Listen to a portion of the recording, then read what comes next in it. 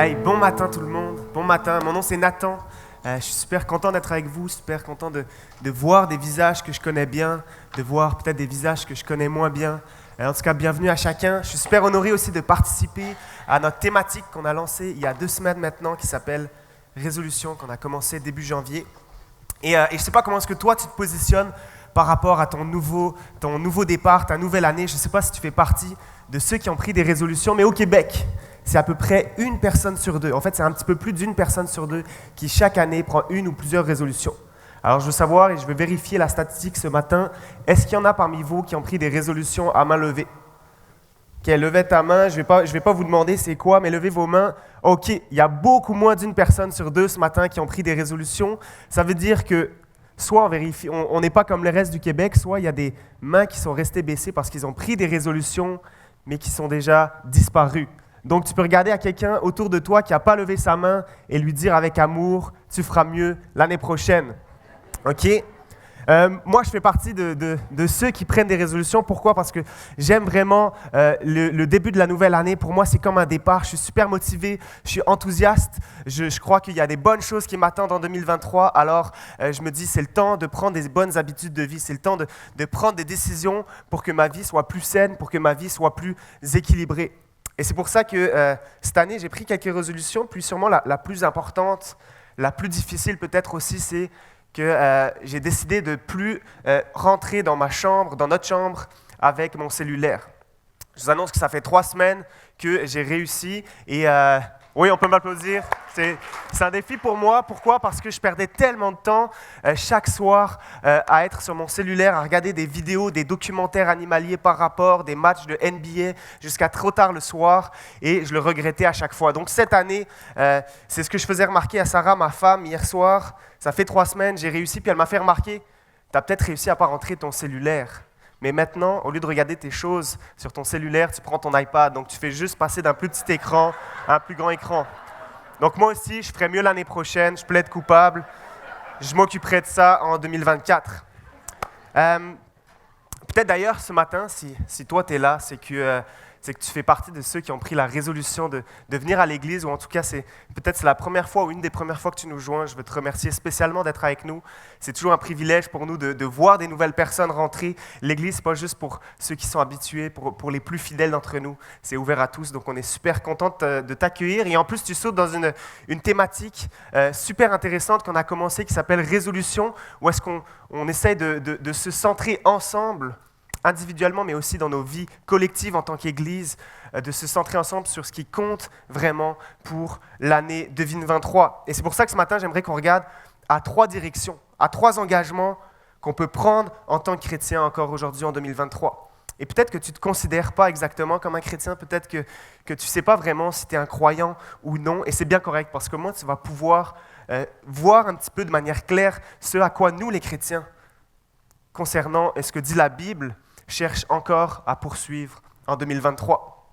Donc, je vais parler d'éléments essentiels de la vie d'un chrétien et je vais tout de suite mettre au clair quelques petits termes de langage pour que tu puisses rester avec moi tout le long, pour pas qu'on se perde sur des mots. Parce que ce matin, je vais beaucoup utiliser le mot chrétien.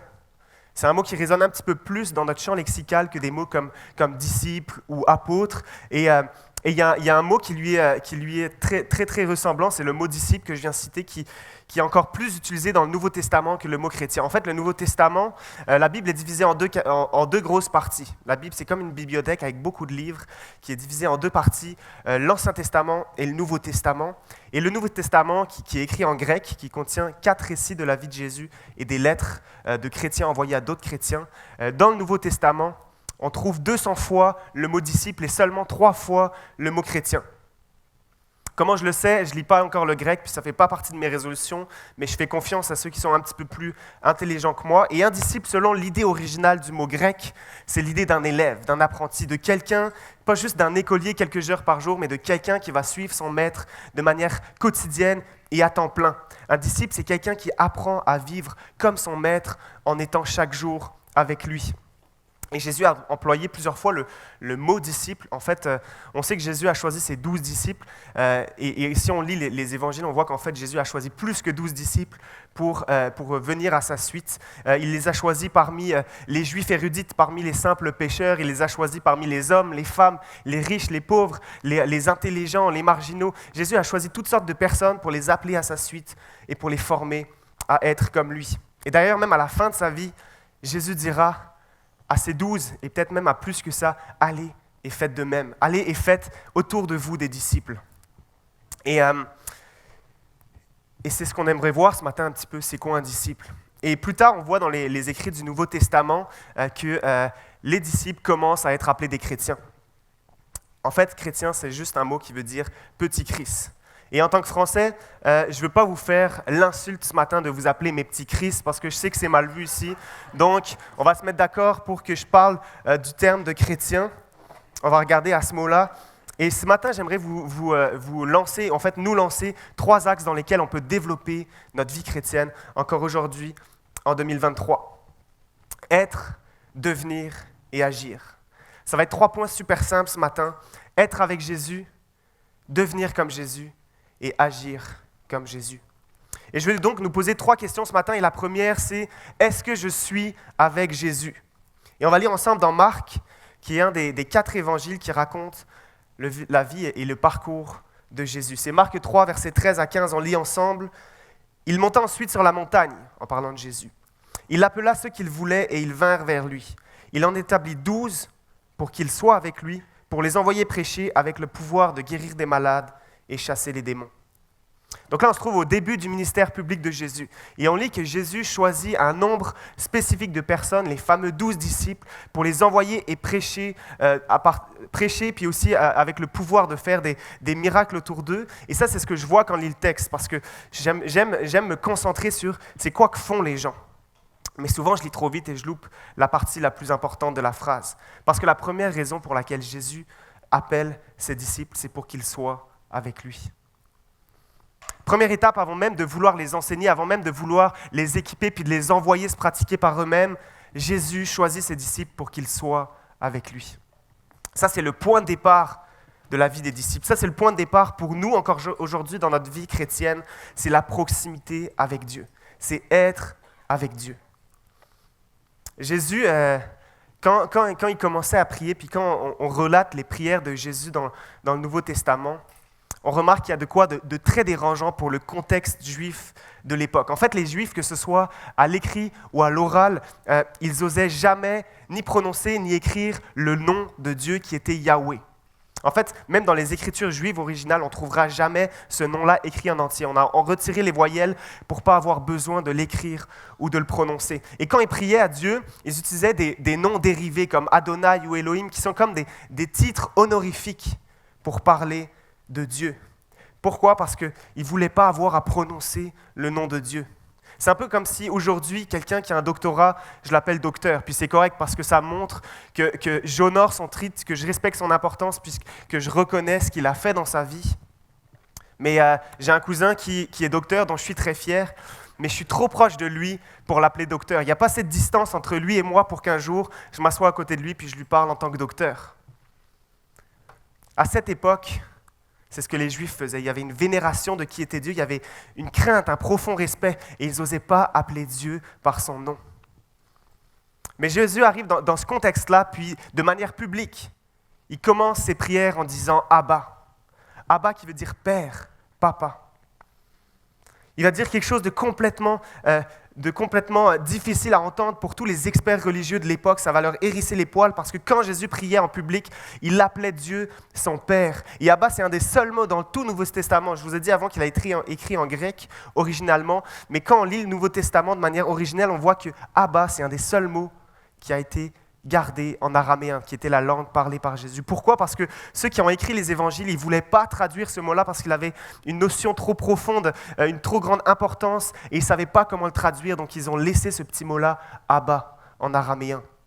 Abba, c'est plus que père, c'est plus que papa. En fait, c'est pas traduisible en français, mais ça pourrait ressembler à papounet.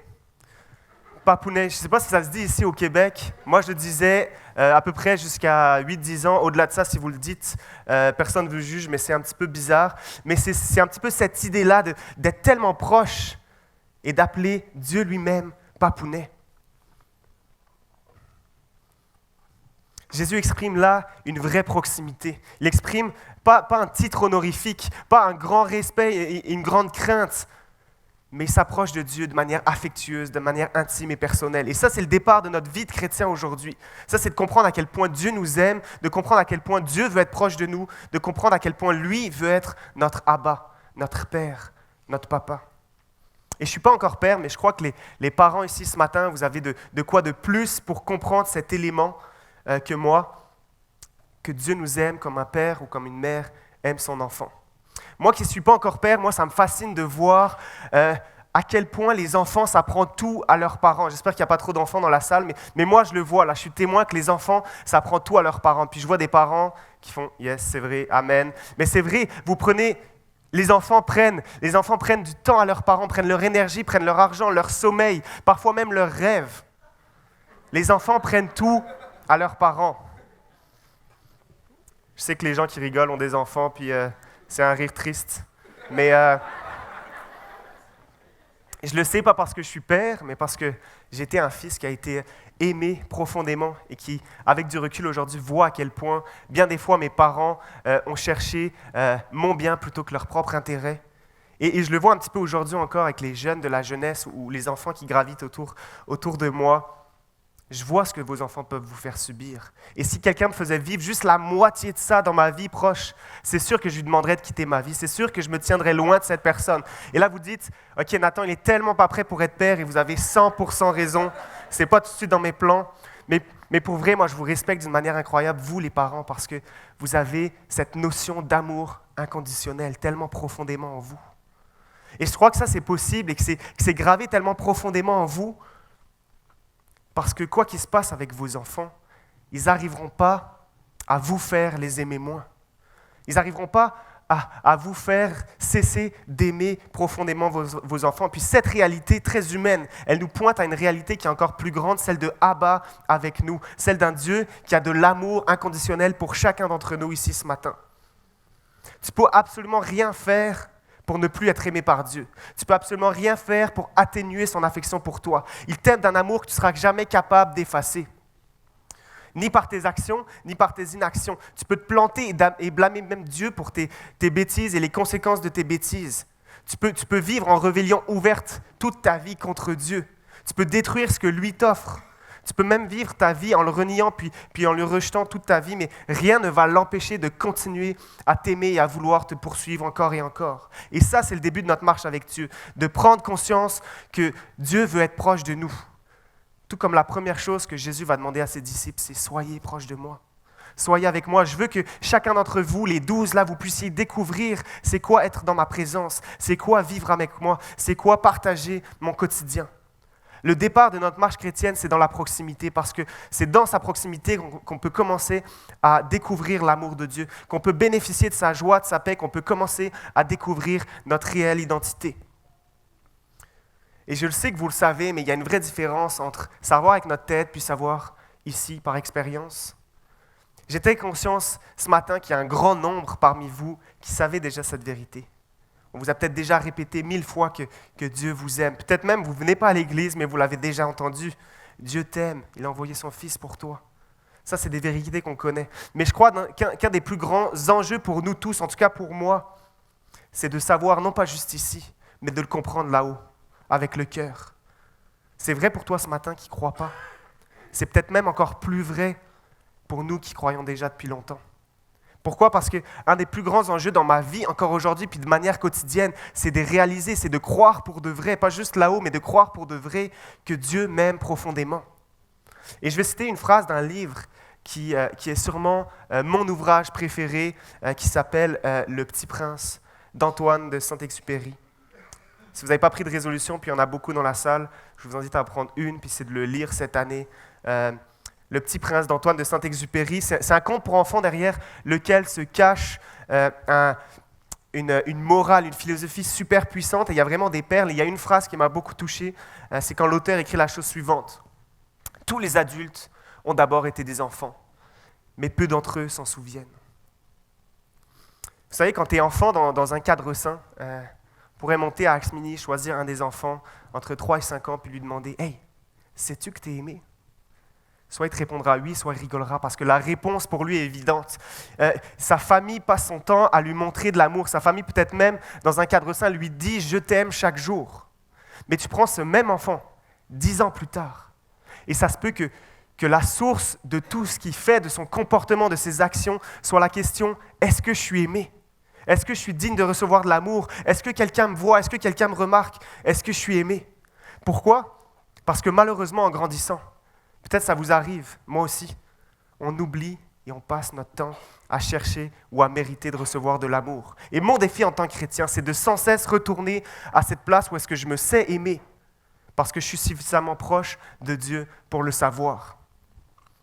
Qu'est-ce que je veux mettre en place en 2023 dans ma vie quotidienne pour être proche de Dieu?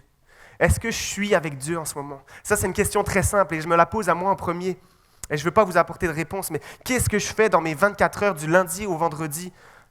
Et la fin de semaine, ça compte aussi. Qu'est-ce que je fais toute la semaine dans mes journées pour pouvoir ressentir cette proximité avec Dieu? Et mon but, ce n'est pas de t'apporter la réponse. Ce n'est pas quelque chose de très concret ce matin, mais je veux qu'on se pose ces questions en ce début d'année pour savoir comment est-ce qu'en 2023, je vais mettre en place des éléments dans ma vie qui vont me faire être proche de Dieu.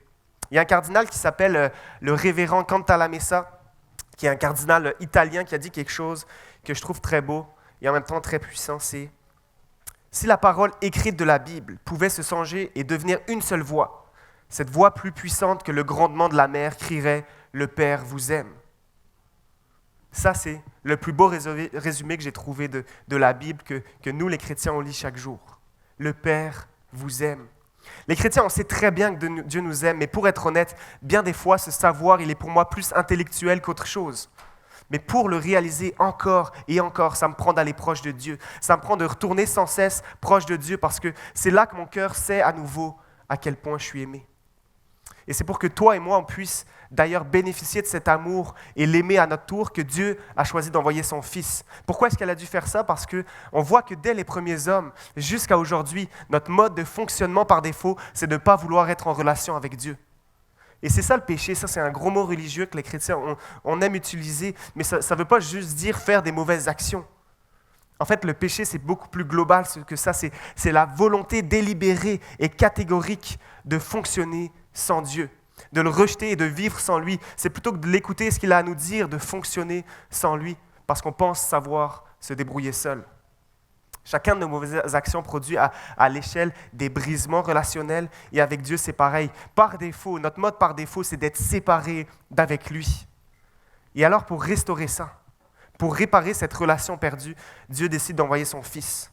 Dieu il a accepté de rompre sa relation avec son propre Fils, son Fils unique Jésus, lorsqu'il était sur la croix, pour que toi et moi, on puisse être avec lui pour toujours, pour qu'on puisse, toi et moi, être dans sa présence encore aujourd'hui. Et je ne parle pas juste d'un accès un jour après notre mort physique, je parle d'une proximité qu'on peut vivre ici-bas et maintenant, chaque jour, avec Dieu, avec celui qui a tout créé.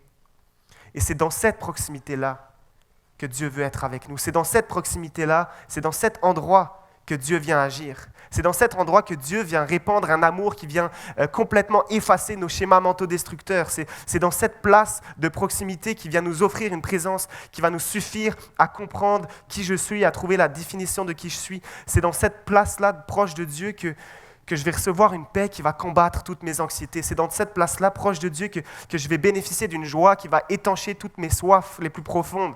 C'est dans cette présence-là que je vais entendre une douce voix qui me dit « Tu es mon fils bien-aimé, tu es ma fille bien-aimée, je prends plaisir en toi. » C'est dans cette place-là, proche de Dieu, qu'on entend ce murmure qui nous dit notre identité puis notre raison d'être. C'est dans cette proximité qu'on devient de plus en plus transformé. Et ça, c'est le point de départ de notre vie chrétienne, pour aujourd'hui ou pour demain, ou qu'on soit rendu dans notre marche avec Dieu, qu'on soit chrétien depuis longtemps, qu'on ne le soit même pas encore. Le départ, c'est d'être avec Jésus. Et plus je me tiens avec Jésus, plus je deviens comme lui. Puis ça va être mon deuxième axe ce matin, devenir comme Jésus. Et on va lire dans Luc, qui est un des autres récits de la vie de Jésus, les versets 4 à 8. Quand il eut fini de parler, parlant de Jésus, il dit à Simon, « Avance où l'eau est profonde et jette tes filets pour pêcher. » Simon lui répondit, « Maître, nous avons travaillé toute la nuit sans rien prendre, mais sur ta parole je jetterai les filets. » Ils jetèrent et prirent une grande quantité de poissons, et leurs filets se déchiraient. Ils firent signe à leurs compagnons qui étaient dans l'autre barque de venir les aider.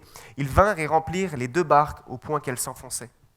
Quand il vit cela, Simon-Pierre tomba aux genoux de Jésus et dit, « Seigneur, éloigne-toi de moi, parce que je suis un homme pécheur. » Chronologiquement, ce passage-là se situe un petit peu après ce qu'on vient de lire tantôt dans Marc. Simon et les autres disciples commencent à connaître Jésus. Ils ont commencé leur vie de discipulat, ils ont commencé à passer leur temps avec Jésus et ils pensent un petit peu commencer à le connaître. Et Jésus enseigne ce jour-là depuis une barque à une foule qui est sur le rivage, puis il leur demande d'aller avec lui pêcher. Sauf que les disciples, c'est ce qu'ils ont fait toute la nuit, puis ils n'ont absolument rien pogné, pour le dire en bon français. Ils n'ont rien attrapé.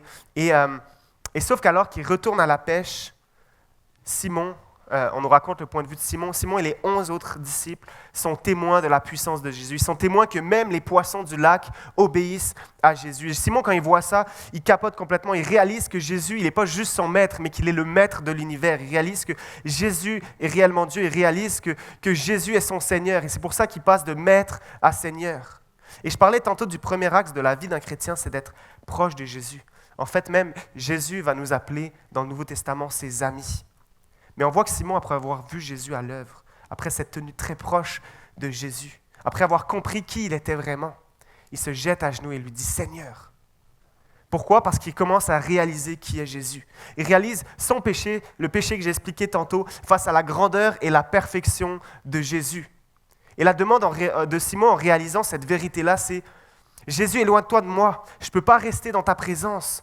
Tu es trop parfait, puis je ne le suis pas assez, je ne suis pas digne d'être avec toi aujourd'hui. » Et vous savez, c'est quoi la réaction de Jésus? Jésus ne va pas s'éloigner. Jésus, même pendant les 3 années qui vont suivre, va se rapprocher encore et encore de Simon pour devenir son plus proche et son plus fidèle ami. Lui et ses 12 disciples vont littéralement manger chaque jour ensemble, dormir dans les mêmes places, voyager, marcher des centaines et des centaines de kilomètres ensemble. Jésus n'obéit pas à la demande de Simon de s'éloigner de lui parce qu'il veut une chose. Il veut être si proche de Simon qu'il soit pour toujours transformé. Alors oui, Jésus a complètement conscience des failles de Simon. En fait, Jésus, à ce moment-là, il sait même qu'au moment le plus difficile de sa vie, donc au pied de la croix, Simon va le renier 3 fois. Simon va dire, je le connaissais, je le connais même pas 3 fois d'affilée, alors que Jésus est dans l'état le plus critique de sa vie. Et ça ne l'a pas empêché, Jésus, de choisir Simon, de le prendre 3 ans avec lui, 24 heures sur 24, 7 jours sur 7, puis d'investir tout ce qu'il avait pour lui. Jésus n'a pas peur de tes failles. Jésus n'a pas peur de mes failles. Il n'a pas peur de mon manque d'amour. Il n'a pas peur de mon manque de confiance. Il n'a pas peur de ma tendance à vouloir contrôler les choses. Il n'a pas peur de mon manque de sagesse. Il n'a pas peur de mon orgueil. Puis même les failles les plus profondes que je cache, que je révèle à personne, Jésus les voit, il les connaît, mais ça ne l'empêche pas de vouloir être proche de moi. Jésus sait tout de ses bons, à quel point il est lâche, à quel point il va le renier, à quel point il va le trahir. Il sait, et c'est une des choses que j'aime dans les évangiles, c'est qu'on voit bien des reprises à quel point Simon est mauvais, à quel point Simon a des échecs dans sa vie de disciple. Mais Jésus l'a choisi comme disciple parce qu'il a conscience de ses défaillances et qu'il est prêt à changer, qu'il se met sur ses genoux et qu'il appelle Jésus Seigneur. Et c'est ça être chrétien, c'est être capable de jongler à la fois avec cette vérité que oui, je peux me tenir proche de Dieu, je peux me tenir proche de Jésus parce qu'il est mon plus grand et plus fidèle ami, mais il est aussi mon Seigneur et j'ai un grand besoin d'être transformé. J'ai un grand besoin d'être disponible et je dois être malléable parce que Jésus veut remodeler petit à petit mon cœur à son image. Et c'est ça la vie chrétienne, c'est être capable de courir dans les bras de Dieu parce que je sais à quel point il m'aime, puis je suis sûr de ça, mais c'est aussi savoir se mettre sur ses genoux à terre et dire « Fais de moi ce que tu veux ». Fais de moi ce que tu veux parce que toi, tu es grand et parfait et j'ai trop de failles dans ma vie. Fais de moi ce que tu veux, transforme-moi. Aide-moi à vouloir devenir plus comme toi. Je suis sûr qu'il y en a parmi vous qui êtes en ce moment propriétaires ou qui l'ont été.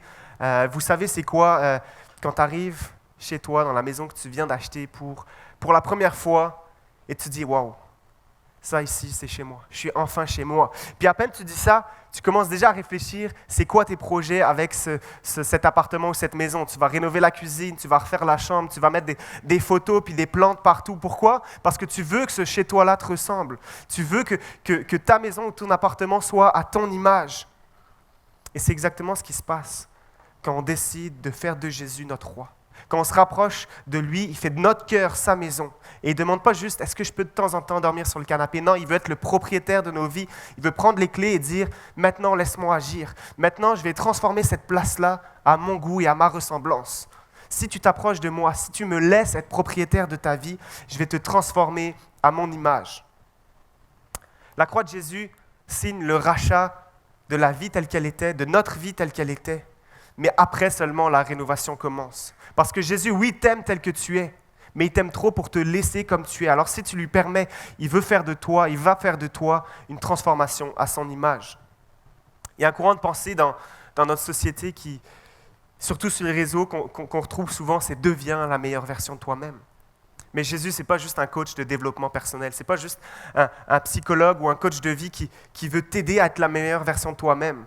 En fait, il veut radicalement te transformer de A à Z pour te transformer à l'être, à l'image de l'être le plus parfait que la terre ait jamais créé, à savoir Jésus lui-même. En fait, même le Nouveau Testament décrit à plusieurs reprises la vie chrétienne comme une volonté constante d'imiter Jésus. Romains 15, accueillez-vous les uns les autres comme Christ vous a accueillis. Éphésiens 5, Marie, aimez vos femmes comme Jésus a aimé l'Église. Colossiens 3, tout comme Jésus a pardonné, pardonnez-vous aussi. Jésus a donné sa vie, 1 Jean, pour nous, alors nous aussi donnons notre vie pour les autres. Il veut que notre cœur ressemble à son cœur, il veut que notre mode de vie se conforme au sien. Mais cette transformation, le fait de devenir plus à son image, je ne peux pas le réaliser par mes propres forces parce que j'ai cité 4 exemples seulement de comment est-ce que je peux devenir plus comme Jésus. Et dans les 4, je n'arrive pas à en réaliser aucun parfaitement. Parce que je ne suis pas capable d'accueillir les autres comme Christ m'a accueilli. Parce que je ne suis pas capable d'aimer ma femme parfaitement comme Jésus m'a aimé. Parce que je ne suis pas capable de donner ma vie pour les autres et que je recherche souvent mon propre intérêt. Mais si on est avec Jésus, Jésus nous propose de faire ça en nous, nous propose de vivre en nous par son esprit et de collaborer avec nous pour faire cette transformation-là. J'avais un ami qui savait que j'étais chrétien, qui fumait du pot, puis un jour il vient me voir et fait « Hey, j'ai une question pour toi. Si je considère vouloir devenir chrétien, est-ce que… » Il montre son petit joint, je ne sais pas comment on dit au Québec, sa petite cigarette de pot, puis il me la montre comme ça, il fait « Est-ce que je vais devoir abandonner ça? » Et je lui dis « Non. » Il n'y a pas de « Amen », je suis content. Il me repose la question, il pense que je n'ai pas compris. Ok, mais si je veux devenir chrétien, est-ce que je dois abandonner ça dans ma vie? Est-ce que je dois arrêter de fumer du pot? Et je lui dis non. Pourquoi? Parce que tu ne te laves jamais avant d'aller dans ta douche. Et c'est pareil avec Jésus. Tu n'as pas besoin de nettoyer ta vie. Tu n'as pas besoin d'essayer plus fort d'être une bonne personne parce que tu peux venir à lui comme tu es et marcher avec lui. Et plus tu passes du temps avec lui, plus il va pointer des choses dans ta vie que lui aimerait changer. Puis vous allez commencer à y travailler ensemble. Et c'est peut-être beau dit comme ça, mais ça c'est la partie la plus coûtante de notre vie de chrétien. C'est abandonner la gouvernance, c'est abandonner notre règne et de prier que ton règne vienne dans ma vie. Ça c'est la suite du parcours. Si je suis proche de Jésus, ça c'est le premier pas. Mais c'est parce que je suis proche de Jésus que tout commence à changer dans ma vie. Et c'est dur, c'est difficile de se laisser transformer parce que nous, l'être humain, on est très résistant au changement. Pourquoi est-ce que c'est si difficile pour moi, peut-être pour nous, de garder nos résolutions juste 3 semaines, alors que c'est juste des habitudes superficielles de vie? Parce qu'on est très résistant au changement. Alors imagine changer quelque chose de si profond que ça. Mais quand on s'approche de Dieu grâce à Jésus, on reçoit une nouvelle identité. Et le reste de notre vie chrétienne, c'est d'apprendre à marcher vers cette nouvelle identité. J'ai un nouveau statut qui m'a été offert parce que Jésus, dans sa grâce, est venu vers moi, m'a invité à être proche de lui et travaille désormais à me transformer par son esprit qui vit en moi. Jésus ne pourra jamais être proche de toi sans rien faire dans ta vie. Ça, c'est impossible de suivre Jésus, d'être proche de lui et de ne pas être transformé. Et ça se vérifie à l'échelle humaine aussi. Il y a ce fameux dicton qui dit qu'on est la moyenne des 5 personnes les plus proches qui nous entourent. Je ne sais pas à quel point c'est vrai, mais si je suis proche de quelqu'un, je suis plus influencé à devenir comme cette personne. Moi, j'ai jamais autant aimé allumer des bougies que depuis que je suis marié. Tu peux rentrer chez moi à n'importe quelle heure de la journée, il va y avoir au moins 3 chandelles allumées simultanément. Pourquoi? Parce que je suis marié à Sarah. Avant ça, je ne savais même pas qu'une bougie, ça pouvait servir à autre chose qu'un gâteau d'anniversaire. Aujourd'hui, j'en allume chaque jour parce que je suis proche de ma femme et ce que j'aime devient petit à petit ce que j'aime. Et pour devenir comme Jésus, j'ai besoin de passer du temps avec lui. Mais le problème, c'est que si on désire devenir comme Jésus, il faut aussi se rappeler que Jésus a donné sa propre vie, que Jésus a décidé d'abandonner ses intérêts pour servir les autres. Et ça, c'est dur comme message, parce que moi, ça me va bien, la vie en abondance que Jésus me promet. Mais la partie, tu dois perdre ta vie, je trouve ça pas mal plus difficile. Est-ce que je suis prêt à devenir comme Jésus? Est-ce que c'est ce que je veux? Est-ce que je suis prêt à perdre ma vie pour prendre celle que Dieu me donne, même quand ça va me coûter? Même quand ça va me demander des efforts, même quand ça va être difficile, est-ce que je suis prêt à perdre le contrôle sur ma vie? Est-ce que je suis prêt à ne plus faire de moi-même mon propre Dieu qui décide tout ce que je fais, mais à laisser Jésus me guider et me transformer? Si tu es chrétien ce matin, le but de Dieu pour toi, ce n'est pas ton confort, mais c'est le développement de ta ressemblance avec Jésus. Et je veux quand même préciser que même si on ne poursuit pas toujours ça dans notre vie, même jour après jour dans nos échecs, dans nos défaillances, même quand on se plante, ou que devenir comme Jésus n'est plus forcément dans notre top 1 priorité, Dieu fait grâce. Dieu est patient, il aime comme un père. Et quand je parle de devenir plus comme Jésus, on ne parle pas ici d'une forme de religiosité, on ne cherche pas à mériter plus l'amour de Dieu. Ce n'est pas notre obéissance, ce n'est pas nos efforts qui sont la source de son amour pour nous. En fait, c'est même l'inverse. C'est de son amour pour nous que va découler notre obéissance. C'est dans notre proximité avec Dieu. C'est dans notre intimité qu'on va commencer à vouloir bâtir un caractère qui lui ressemble. Être avec et devenir, c'est intimement lié. Mais on ne peut pas les dissocier, mais il faut vraiment les garder dans ce sens-là. Parce que sinon, on ne parle plus du tout de la même chose. Le christianisme, ce n'est pas « deviens meilleur et tu pourras être avec Dieu », mais c'est « comme tu es avec Dieu, tu peux commencer à devenir meilleur ». Et je nous encourage alors qu'on est en janvier, que c'est encore le début de l'année, à réfléchir comment est-ce que je vais pouvoir développer ces 2 axes-là dans ma vie. Être et devenir, être proche de Dieu, par quelles habitudes, par quel genre d'activité, à quel moment dans ma journée, dans ma semaine, je vais me concentrer sur sa présence, sur mon intimité avec lui, pour ensuite pouvoir le laisser transformer et agir dans ma vie. Comment est-ce que je fais faire en sorte que lui grandisse et que moi je diminue? Être et devenir. Et mon 3e point ce matin, c'est agir, et je vais inviter le band de louanges à venir me rejoindre, agir comme Jésus. Autrement dit, faire ce que Jésus faisait. Et si on essaie de classer ce que Jésus a fait, on peut le séparer en 2 catégories. Aimer d'un amour surnaturel et aimer d'un amour sacrificiel. L'amour surnaturel, c'était à travers toutes sortes de choses, toutes sortes de prodiges, de miracles, de guérisons, même des résurrections qu'on peut lire dans la vie de Jésus. C'est vrai que les miracles, ça crée souvent un malaise. Moi, quand je dis que je suis chrétien, une des questions les plus fréquentes, c'est « Ok, ça veut dire que tu crois que Jésus a vraiment marché sur l'eau ?» Et à part au Québec, où est-ce qu'on est capable de marcher sur l'eau la moitié de l'année, pour le reste du monde, c'est très perturbant comme idée. Mais pour ceux qui, parmi vous, ont déjà survolé la Bible, ou en tout cas les évangiles qui racontent la vie de Jésus, c'est dur de rester intellectuellement honnête en faisant une croix sur tous les éléments surnaturels de la vie de Jésus. D'ailleurs, il y a plusieurs théologiens qui se sont assis un jour ensemble puis qui ont décidé de réécrire les évangiles en retirant tous les passages où est-ce que Jésus faisait des miracles. Pourquoi? Parce qu'ils savaient que le christianisme, c'est dérangeant, parce qu'il y a beaucoup de surnaturel dans la vie de Jésus. Et ils ont essayé de faire ça et ils se sont rendus compte, après avoir publié les évangiles de Jésus en tant qu'humain, ils se sont rendus compte que ça ne faisait plus aucun sens. Pourquoi? Parce que les miracles, les signes de Jésus sont trop intimement liés à ses enseignements. Il enseignait et pour prouver son enseignement, il faisait un miracle. Il faisait un miracle et pour illustrer, il continuait à enseigner à propos de ce qu'il avait fait. C'est impossible de prendre juste les principes moraux sans le surnaturel. Et ça, c'est une des choses qu'on croit aussi à Actes 21 en tant qu'Église. Si on est appelé à vivre comme Jésus, on est appelé à être ouvert à une forme de surnaturel. Comment est-ce qu'on fait ça? Jamais par nos forces. Parce que Jésus lui-même ne l'a pas fait seul. Il y a plusieurs passages qui démontrent qu'il l'a fait par l'Esprit, grâce à l'Esprit. Et on sait d'ailleurs que son ministère va commencer seulement une fois qu'il a reçu le Saint-Esprit lors de son baptême. C'est une fois que Jésus a été revêtu de la puissance de l'Esprit qu'il est allé dans le désert, qu'il a jeûné 40 jours. C'est une fois qu'il a été revêtu par l'Esprit, qu'il a enseigné avec autorité, qu'il a fait des miracles, puis qu'il a guéri des malades. Et c'est par cette puissance que nous, on est appelé à vivre aussi. Parce qu'en partant, il a dit, c'est mieux pour moi que je m'en aille parce que je vais vous donner ce Saint-Esprit-là, je vais vous donner cette puissance. Donc nous aussi, d'une certaine manière, si on est chrétien, si aujourd'hui on croit à ce que la Bible dit à propos des chrétiens, on est invité à mener une vie surnaturelle grâce au Saint-Esprit qui vit en nous. Mais ceci étant dit, est-ce que c'est ça le point central de ma vie de chrétien? Non, parce que c'est dans la continuité du reste. Ça va avec le fait de rechercher premièrement de lui-même, d'être dans sa proximité puis de vouloir marcher à sa suite. Parce que Dieu, ça ne l'intéresse pas de juste être un génie comme dans Aladdin qu'on frotte puis qu'il arrive puis il fait un miracle, il fait ce dont j'ai besoin puis il repart. Mais Dieu veut être ton sauveur et ton Seigneur avant même d'agir à travers toi.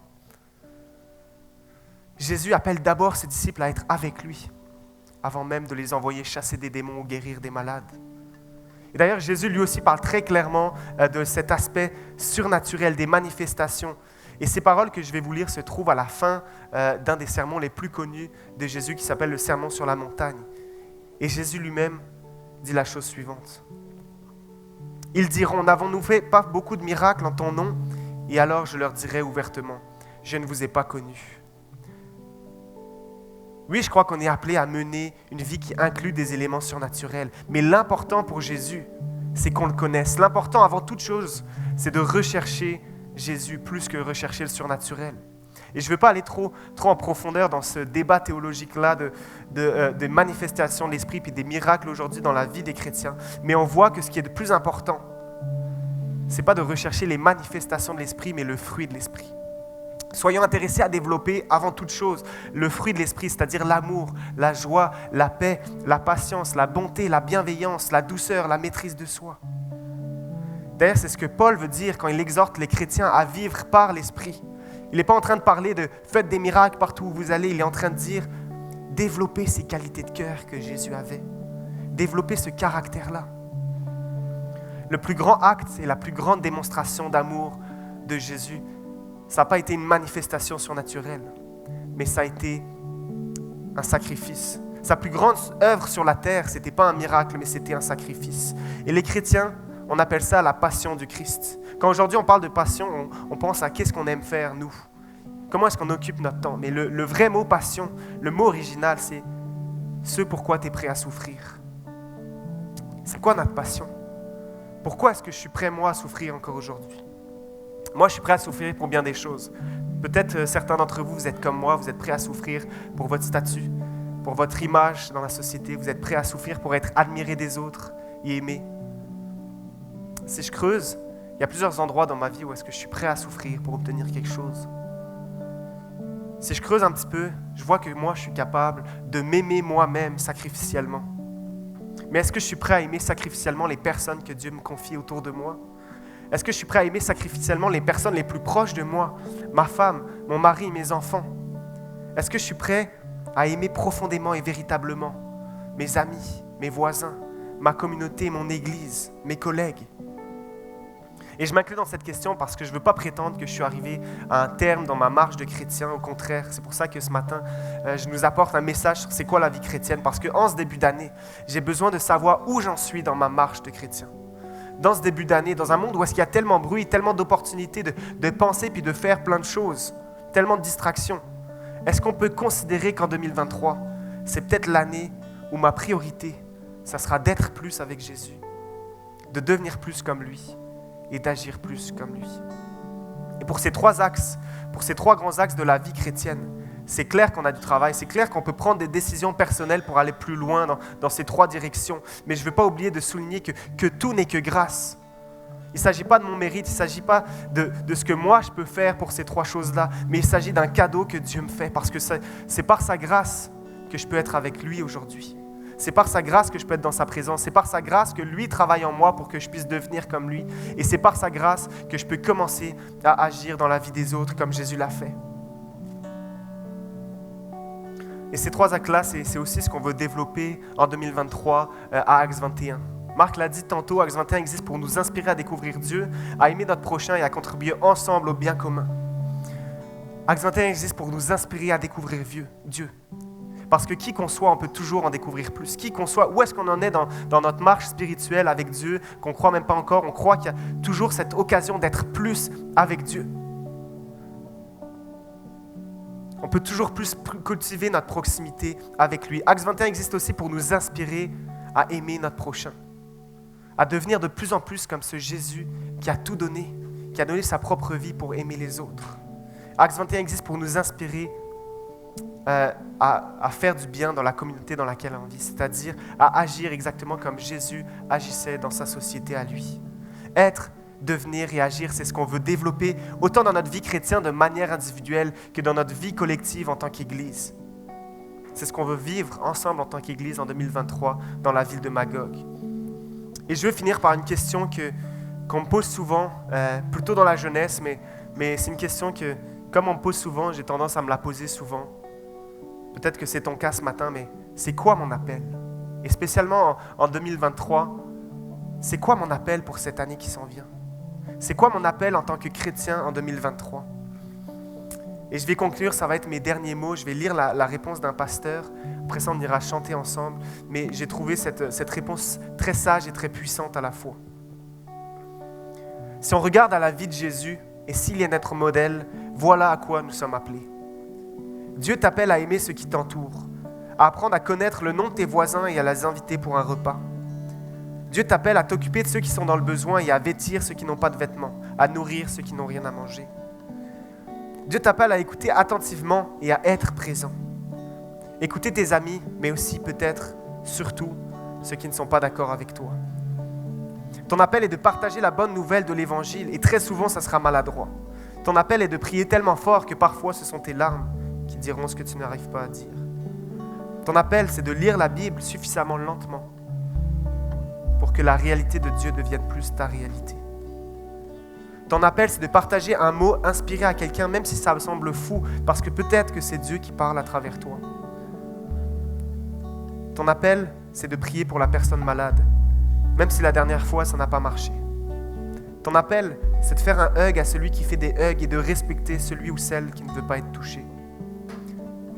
Ton appel, c'est d'appeler tes grands-parents, de visiter un ami qui est à l'hôpital. Ton appel, c'est de continuer à passer du temps avec ta communauté, même quand c'est pénible, même quand les posts sur les réseaux deviennent bizarres. Ton appel, c'est de vivre aujourd'hui avec cette conscience que Dieu est Abba, ton Père, et que les autres sont tes frères et sœurs, et que ça suffit pour le renouveau de la création. Non pas par nous, mais parce que son esprit est en nous, et qu'il nous appelle à devenir et à agir comme Jésus. Voilà ton appel, un amour surnaturel et sacrificiel à la fois. Si tu demandes ce que Dieu veut de toi en 2023, voilà ton appel, c'est être, devenir et agir. Bon dimanche.